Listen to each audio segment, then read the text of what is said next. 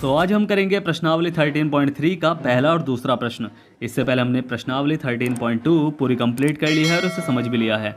जो हमारे चैनल पर नए हैं वो पिछली वीडियो को हमारी प्लेलिस्ट पे जाकर देख सकते हैं, या फिर मैंने उन वीडियो की लिंक डिस्क्रिप्शन बॉक्स में भी दी हुई है, आप वहाँ जाकर भी उन वीडियो को देख सकते हैं। और चैनल को सब्सक्राइब करना बिल्कुल ना भूलिएगा, शेयर जरूर करना है और लाइक भी। ठीक है, आज का जो आपका प्रश्न है वो हिंदी से है। आपको मुझे बताने हैं खंबा और आँख के तत्सम रूप, यानी खंबा और आँख के तत्सम रूप लिखिए। इसका आंसर आपको मुझे कमेंट बॉक्स में लिखकर भेजना है। तो चलिए शुरू करते हैं प्रश्नावली 13.3 का। सबसे पहले हम करेंगे पहला प्रश्न। इसमें दिया गया है कि त्रिज्या 4.2 सेंटीमीटर वाले एक धातु के गोले को पिघलाकर त्रिज्या 6 सेंटीमीटर वाले एक बेलन के रूप में ढाला जाता है। यानी उस धातु को, यानी गोले को पिघलाकर बेलन बनाया जाता है। बेलन की ऊंचाई याद करनी है, यानी 6 सेंटीमीटर में उसकी त्रिज्या दे रखी है। तो चलिए हल करते हैं इस प्रश्न को। तो प्रश्न को ध्यान से पढ़ना है कि हमें क्या करना है। हमें एक 4.2 सेंटीमीटर वाले एक धातु के गोले को, यानी इस गोले को पिघलाया हमने और उससे एक बेलन बनाया। तो बेलन भाई कैसे बनेगा इस गोले की, हमें उस बेलन की हाइट हमें याद करनी है। तो हमें पता है कि इसमें जितना मटेरियल होगा उतने ही मटेरियल से ये बेलन बनाया गया है। यानी इसका आयतन जो होगा, मटेरियल का मतलब क्या है कि इसमें जितना भी जो भी धातु लग रहा है वही धातु इसमें भी उतना ही, उससे ना तो फालतू ना उससे कम, क्योंकि इसे पिघलाया, लिक्विड बनाया, उसी लिक्विड से वही बनाया, यानी बेलन बनाया। तो यानी जितना इसमें धातु लग रहा है उतना ही धातु से ये बना है। यानी जितना इसका आयतन है वो, भाई उसके अंदर धातु का मतलब यह है कि उसके अंदर का आयतन, तो जितने उसमें धातु का आयतन है उतने ही आयतन से ये बेलन बना है। यानी इसका आयतन बराबर होगा इसके आयतन के। ठीक है, समझ में आया ना कि इसका आयतन बराबर होगा इसके आयतन के। तो बस इस तरह हम इसकी एच ज्ञात कर लें। कैसे, वो हम करते करते देखेंगे। कि गोले की जो त्रिज्या दे रखी है हमें, सबसे पहले तो वही लिखना है ना। ठीक है, कि गोले की जो दे रखी है त्रिज्या, त्रिज्या यानी हमें दे रखी है उसकी आर हमें दे रखी है कितनी, 4.2 सेंटीमीटर। ठीक है, और बेलन की जो हमें आर दे रखी है, बेलन की भी हमें आर दे रखी है, इसे भी लिख लो कि बेलन की त्रिज्या हमें दे रखी है कितनी, यानी वो हमें दे रखी है 6 सेंटीमीटर। अब आपको पता है कि बेलन का आयतन, यानी इसे पिघलाया हमने, जो लिक्विड है वो उसका आयतन है, उसी आयतन से हमने ये एक बेलन बनाया है। तो यानी बेलन, यानी गोले का आयतन बराबर होगा, गोले का आयतन बराबर होगा किसके, बेलन के आयतन के। बेलन का आयतन बस इसके आयतन के बराबर होगा। तो यानी भाई गोले का आयतन क्या है, 4/3 पाई आर की पावर 3 बराबर है बेलन के आयतन के, यानी पाई आर स्क्वायर एच के। ठीक है, ये आपको समझना चाहिए। ठीक है, फॉर्मूला बस मैंने इधर उधर कर दिया था, बट वो मैंने सही कर लिया। ठीक है, तो 4/3 पाई आर की 3 बराबर है बेलन के आयतन पाई आर स्क्वायर एच के। तो बस के मान रख लो, तो ये हो जाएगा 4/3 गुणा 22/7 गुणा आर क्या है 4.2 बटे कितना, 4.2 बटे, यहाँ पॉइंट हटा लेंगे क्योंकि 10 लगाएंगे, मल्टीप्लाई 42/10 मल्टीप्लाई 42/10 और बराबर यहाँ हो जाएगा 22/7। और आर क्या है इसकी, आर 6 गुणा 6 और गुणा एच हमें ज्ञात करनी है। ठीक है, ये आपको समझना है। ठीक है, एच हमें ज्ञात करनी है। अब जो ऊपर गुणा में है उसे बराबर से इधर ले जाओ, अभी कुछ मल्टीप्लाई मत करो, इधर लेके जाओ, उससे आपको आसानी रहेगी। तो यहाँ क्या रहेगा, ऊपर 4 गुणा 22 गुणा 42 गुणा 42 गुणा 42 और बटे में है क्या, 3 गुणा 7 गुणा 10 गुणा 10 गुणा 10। और ये ऊपर जितने भी हैं ये नीचे आ जाएंगे, यानी ऊपर मल्टीप्लाई में डिवाइड में आ जाएंगे। तो 22 गुणा 6 और गुणा 6 और एच को अकेला बस वहीं छोड़ दो, एच को तो, और जो नीचे है वो ऊपर पहुंच जाएगा मल्टीप्लाई में, यानी 7 यहाँ हो जाएगा। आप काटा पीटी कर लो, 7 से तो 7 कटा, ध्यान से काटना है देख कर। ठीक है, 22 से 22 कटा और 6 सत्ते 42, 6 सत्ते 42 और 3 से ये काट लो, 3 एकम 3, 3 चौक 12।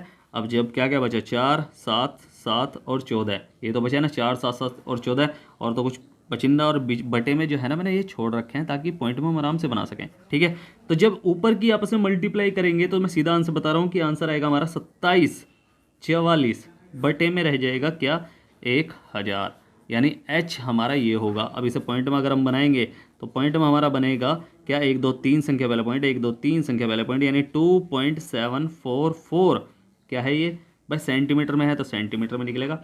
यानी बेलन की हाइट क्या होगी, यानी बेलन की ऊंचाई ऊंचाई जो होगी वो कितनी होगी, 2.744 सेंटीमीटर है। बस यही हमारा आंसर है। समझ में आया ना। तो अब करेंगे हम कौन सा, दूसरा प्रश्न। तो दूसरा हमें दिया गया है कि क्रमशः 6 सेंटीमीटर, 8 सेंटीमीटर और 10 सेंटीमीटर त्रिज्या वाले एक धातु के 3 ठोस गोलों को पिघलाकर एक बड़ा गोला बनाया गया है। ठीक है, बड़ा ठोस गोला बनाया गया है। इस गोले की त्रिज्या ज्ञात कीजिए। इस गोले की त्रिज्या हमें ज्ञात करनी है कि इसकी त्रिज्या कितनी है।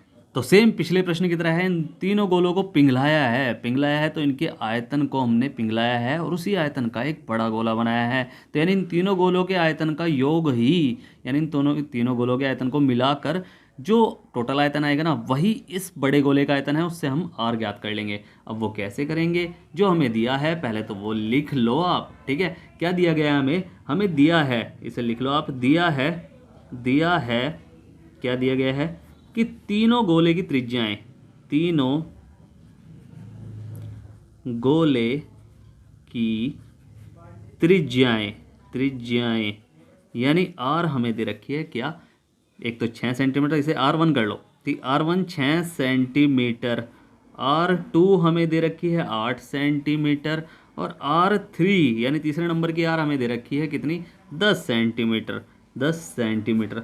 तो तीनों गोलों का कुल आयतन निकाल लो। तीनों गोलों का कुल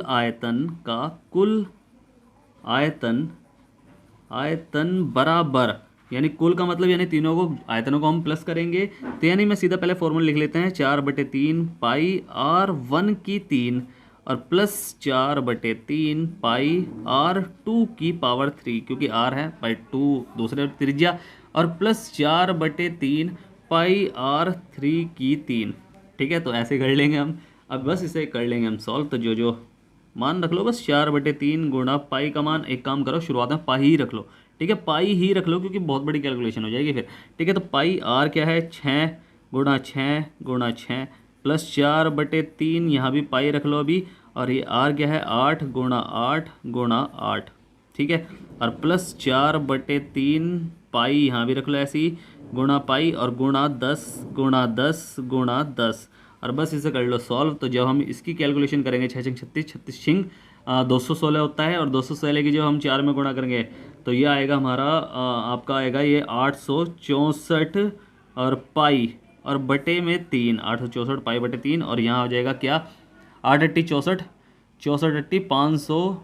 तो जब हम तीनों की मल्टीप्लाई करेंगे, 8 8 64, 64 8 8 चौक 32, 32 512, तो 512 आएगा शायद। तो 512 की जब हम 4 में मल्टीप्लाई करेंगे तो मैं सीधा आपको आंसर बता रहा हूँ कि 20 48 और बटे में आएगा क्या, 3। ठीक है, ये पाई, तो 20 48 पाई बटे 3 और प्लस यहाँ 10 धाम 100 धाम 1000 गुणा 4, 4000 आ जाएगा।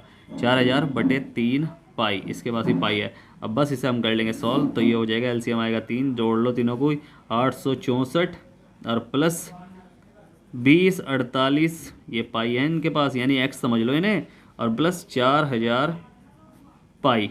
ठीक है, अब बस इसे हम कर लेंगे सॉल्व। तो बस तीनों को प्लस जो हम करेंगे तो सीधा आंसर बता रहा हूँ, 1/6912 पाई और बटे में रहेगा 3। और ये हमारा क्या निकला है, ये हमारा आयतन निकला है। तो आयतन सेंटीमीटर के 3 सेंटीमीटर के 3 पावर 3 में होगा। अब मैंने आपको बताया ना, बने नए ठोस का जो आयतन होगा वो इन तीनों गोलों के आयतन के योग के बराबर होगा। तो बस इसे हम सेम फॉर्मूला बना लें, क्योंकि इन तीनों के गोले में जो मटेरियल है उसी तीनों के मटेरियल को प्लस करके नया गोला बनाया गया है। तो इनका आयतन बराबर है नए गोले के आयतन के। तो नए गोले का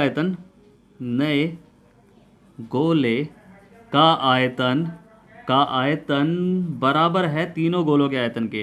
तीनों गोलों का आयतन। ठीक है, ये हमने कर लिया। अब आपको पता है कि तीनों गोलों का आयतन क्या निकला है हमारा, ये निकला है कि 6912/3 और नए गोले का आयतन 4/3 पाई आर की 3, यानी उसके फॉर्मूला जो रखेंगे हम, आर जब हम उसमें मान रखते हैं तो यही आंसर आएगा। अब बस इसे हम कर लेंगे। अच्छा, ये पाई में है तो पाई रख लो यहाँ। ठीक है, पाई को बिल्कुल मत भूल जाना। और ये हो जाएगा, आर अकेला छोड़ दो और बराबर से उधर सारी चीज़ ले जाओ, 6912 पाई। ठीक है, ये टी नहीं है, ये पाई है, और बटे में आ जाएगा 3, और यहाँ मल्टीप्लाई में आ जाएगा 4, क्योंकि ऊपर 4 और पाई दोनों मल्टीप्लाई में है। तो ये पाई हो गया, पाई से पाई काट लो, और नीचे यहाँ 3 गुणा में है, ऊपर जाके भाग मतलब इधर भाग में है, उधर गुणा में पहुँच जाएगा, तो 3 से 3 कट जाएगा। अब 4 से ये कटेगा। ठीक है, 4 से काट लो, 4 एकम 4, 5 6, 4 7 28, बचा 1, 4 दूनी 8, 9 10 11, 4 8 32, तो 1728 आया, यानी आर की पावर 3 हमारा आया है 1728। तो आर की अगर मैं आर अकेला छोड़ दूँ तो इसे घनमूल ज्ञात करना है हमें 1728 का घनमूल। तो घनमूल कैसे ज्ञात करेंगे, इस थ्री का मतलब यही होता है घनमूल ज्ञात करना। अब 1728 का हमें अभाज्य गुणनखंड ज्ञात करना है, अभाज्य गुणनखंड ही ज्ञात करना, ठीक है, सिर्फ अभाज्य संख्या से ही भाग देनी है।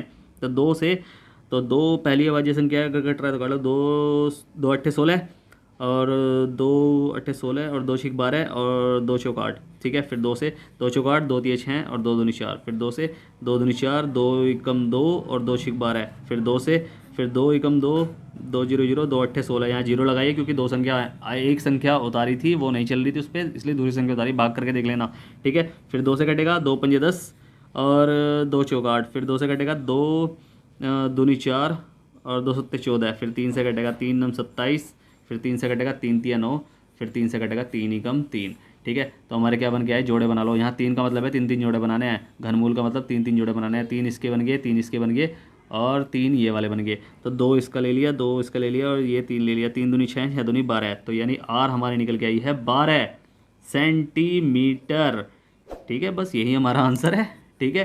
तो बस यही हमारा आंसर है। हमने क्या पूछा गया था कि इसकी त्रिज्या क्या होगी, यानी त्रिज्या हमारी जो होगी, त्रिज्या वो होगी 12 सेंटीमीटर। बस यही हमारा आंसर है। समझ में आया ना प्रश्न? तो उम्मीद है आपको प्रश्न अच्छे समझ में आया होगा। अगर आपको प्रश्न अच्छे समझ में आया है तो आपको क्या करना है, आपको करना है वीडियो को लाइक शेयर करना है, जितना हो सके सब्सक्राइब करना है, आपका ही अपना चैनल है, ठीक है। अगर समझ में नहीं आया है तो आप मुझसे पूछ सकते हैं, मैंने नीचे टेलीग्राम की लिंक दी हुई है, इंस्टाग्राम की भी लिंक दी हुई है और व्हाट्सअप की भी लिंक दी हुई है। आप कहीं भी जाकर मुझसे कुछ भी पूछ सकते हैं, मैं आपकी पूरी हेल्प करूँगा। और स्टार्टिंग में जो मैंने आपसे प्रश्न पूछा है कि भाई एक तो खंबा और एक आँख, इन दोनों के तत्सम रूप लिखिए, इसका आंसर आपको मुझे कमेंट बॉक्स में लिखकर भेजना है। फिर से कह रहा हूँ, वीडियो को लाइक शेयर करें, जितना हो सके सब्सक्राइब करें, आपका ये अपना चैनल है। तो मिलते हैं फिर अगली वीडियो में, तब तक के लिए बाय बाय, टाटा, सी यू।